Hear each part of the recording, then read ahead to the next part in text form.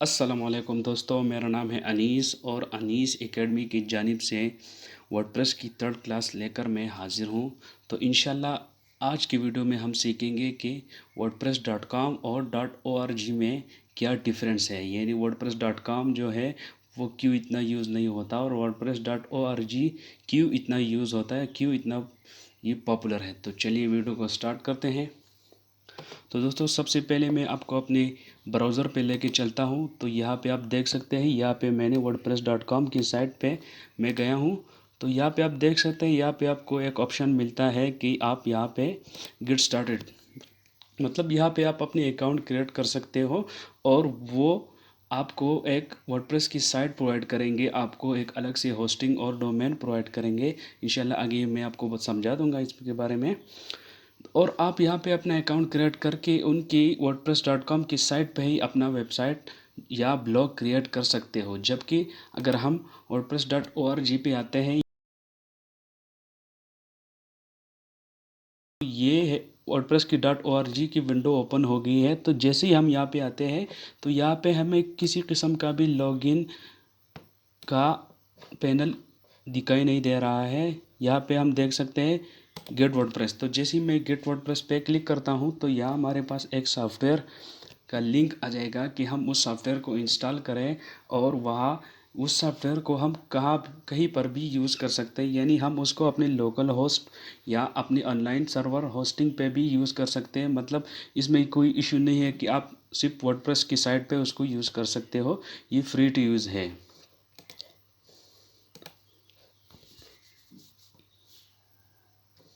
तो दोस्तों चलिए बात करते हैं wordpress.com और wordpress.org की कुछ डिफरेंस की। तो सबसे पहले जो बात आती है wordpress.com में, wordpress.com आपको एक अलग से होस्टिंग प्रोवाइड करता है जो सिर्फ वर्डप्रेस की साइट पे ही काम करेगी। मतलब wordpress.com पे आप जैसे ही अपना अकाउंट बनाओगे तो वहाँ पे आपको वो अपनी ही साइट पे एक होस्टिंग प्रोवाइड करेंगे जिस पे आप अपनी वर्डप्रेस की साइट और ब्लॉग को चला सकते हो। जबकि अगर हम wordpress.org में देखें तो यहाँ पे हमें एक सॉफ्टवेयर मिलता है जिसकी मदद से हम उसको इंस्टॉल कर सकते हैं और उसको अपनी लोकल होस्ट यानी अपनी पीसी लैपटॉप या किसी भी सर्वर या होस्टिंग पे उसको डाल सकते हैं। तो इसमें फ़ायदा ये है कि आपको पता होगा कि आपने कौन से सर्वर पे इसको इंस्टॉल करना है। आप अपनी अलग से होस्टिंग ले सकते हैं। आपको पता होगा कि ये कितनी सिक्योर है, या आपको पता होगा कि अपनी कौन सी डोमेन यूज़ कर रही है, कौन सी डोमेन आपके लिए या कौन सी होस्टिंग आपके लिए ज़रूरी है। इसके अलावा अगर आप wordpress.com पे काम करेंगे तो आपको वहाँ पे साइन अप होना पड़ेगा और आपको वहाँ पे एक अकाउंट बनाना पड़ेगा, जिसके बाद ही आप अपना ब्लॉग और वेबसाइट बना सकते हो। और वर्डप्रेस की साइट पे wordpress.com की साइट पे आप जैसे ही लॉगिन होते हो, अपना अकाउंट बनाते हो, तो वो लेस देन 5 मिनट यानी 5 मिनट से कम में ही आपका वेबसाइट बना देता है। जबकि wordpress.org आपको एक अलग होस्टिंग अकाउंट प्रोवाइड करता है, यानी आप उसको अपनी अलग ही होस्टिंग पे उसको चला सकते हो। और बहुत सी होस्टिंग ऐसी होती है जहाँ पे आप वन क्लिक से ही wordpress.org की साइट को इंस्टॉल कर सकते हो।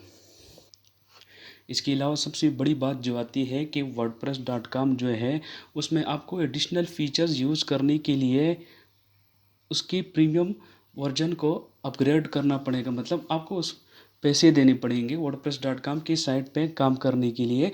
जबकि अगर हम wordpress.org पे देखें तो यहाँ आपको किसी किस्म के पैसे देने की ज़रूरत नहीं, बल्कि आपको वो एक सॉफ्टवेयर प्रोवाइड करते हैं जिसकी मदद से आप अपना वर्डप्रेस साइट चला सकते हो, वो भी बिल्कुल फ्री।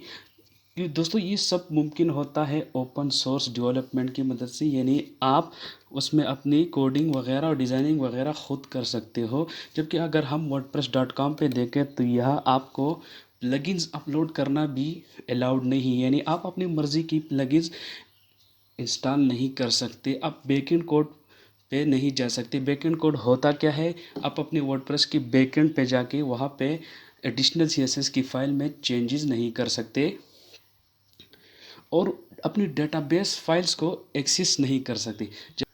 जबकि अगर हम wordpress.org को देखें तो यहाँ आप अपनी मर्ज़ी की प्लगइन्स इंस्टॉल कर सकते हो और अपनी फंक्शनैलिटी को एक्सटेंड कर सकते हो। और अगर आपको और अपनी वर्डप्रेस की साइट पे कुछ चेंजेस करने हो, अगर आपको कोडिंग की थोड़ी बहुत नॉलेज आती हो या बहुत नॉलेज आती हो, तो आप अपनी वर्डप्रेस की साइट पे कोडिंग करके एडिशनल सीएसएस में कोडिंग करके उसको चेंज कर सकते हो, उसको फंक्शनैलिटी और इसको मैनेज कर सकते हो, थीम्स वगैरह चेंज कर सकते हो। और इसके अलावा सबसे बड़ी बात कि आप अपनी माईसीक्वल के डेटाबेस को भी एक्सेस कर सकते हो। और आप अगर आपको अपनी फाइल्स मैनेज करनी हो, डिलीट वगैरह कॉपी मूव करना हो, तो आप वो भी आसानी से कर सकते हो। जबकि wordpress.com पे आपको ये ऑप्शन नहीं मिलता जब तक आप उनकी प्रीमियम प्लान को नहीं लेते।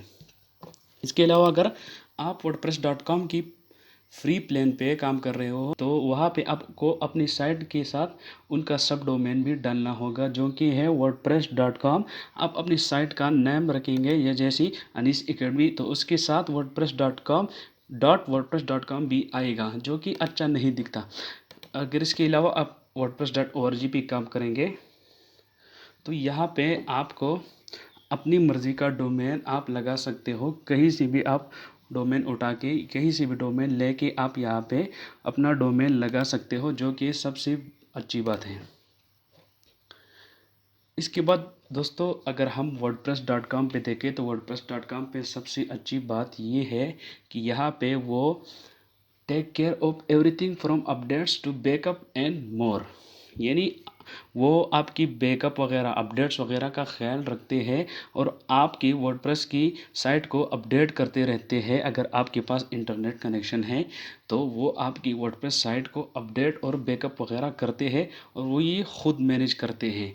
जबकि अगर हम wordpress.org में देखें तो वहाँ पे भी आपको बहुत सारी प्लगइन्स ऐसी मिलती है जिसकी मदद से आप अपनी वर्डप्रेस की साइट को अपडेट और बैकअप वगैरह कर सकते हो। तो एक ही बात हुई दोस्तों, या यहाँ पे या यहाँ पे।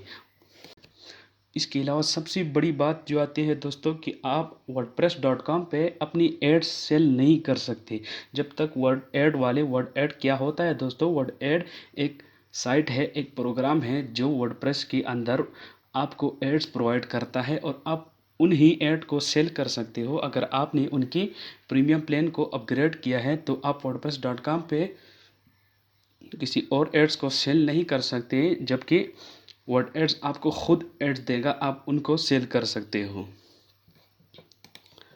जबकि अगर हम wordpress.org में देखें तो यहाँ आप अपनी मर्ज़ी की एड्स जनरेट कर सकते हो, उनको सेल कर सकते हो और यहाँ पे आपको लिमिटेशन की भी ज़रूरत नहीं होगी। मतलब यहाँ पे लिमिट नहीं है कि आप 1 साल तक, 2 साल तक, 3-4 साल तक उसको मैनेज कर सकते हो, उसके बाद आप यूज़ नहीं कर सकते। इसके अलावा दोस्तों अगर हम थीम्स की बात आती है तो wordpress.com में आपको थोड़ी ही थीम्स मिलती है, थोड़ी ही कस्टम थीम्स मिलती है और उनके हिसाब से आप काम कर सकते हो। यानी कुछ थीम ऐसी होते हैं जो यूज़र को पसंद भी नहीं होती मगर फिर भी आप उनको यूज़ करते हो, तो इतनी ऑप्शंस नहीं मिलते थीम्स को अपग्रेड और चेंज करने के लिए। जबकि अगर हम wordpress.org पे देखें तो यहाँ पे आपको थीम्स, बहुत सारी थीम्स मिलेंगी जो कि कस्टम भी होगी, पेड भी होगी और आप उसको इंस्टॉल भी कर सकते हो, आप उसको अपलोड वगैरह भी कर सकते हो, आप उसको मैनुअल ऑटोमेटिक किसी भी तरीके से आप उसको यूज़ कर सकते हो और अपनी साइट को मैनेज कर सकते हो। आपको किसी भी साइट से वर्डप्रेस की थीम ले सकते हो और उसको अपलोड कर सकते हो। तो दोस्तों हम चलते हैं अपनी ब्राउज़र पे, तो यहाँ पे आप देख सकते हैं कि यहाँ पे वर्डप्रेस ORG आपको प्रोवाइड करता है एक सॉफ्टवेयर जिसकी मदद से आप अपनी वर्डप्रेस की साइट को अपनी लोकल होस्ट या ऑनलाइन होस्टिंग पे उसको लगा सकते हो और उसको यूज़ करते हो, जबकि ये बिल्कुल फ्री है। यहाँ पे आपको एक भी रुपया देने की ज़रूरत नहीं होगी। जबकि अगर हम wordpress.com पे आएंगे तो यहाँ पे आपको अकाउंट बनाना पड़ेगा और यहाँ पे आपको अकाउंट बनाने के बाद ही वो आपको फीचर्स प्रोवाइड करेंगे, आपको बताएंगे कि आपको ये प्लान लेना है, वो प्लान लेना है। उसके बाद ही आप अपनी वर्डप्रेस की साइट को हमारी वेबसाइट पे चला सकते हो।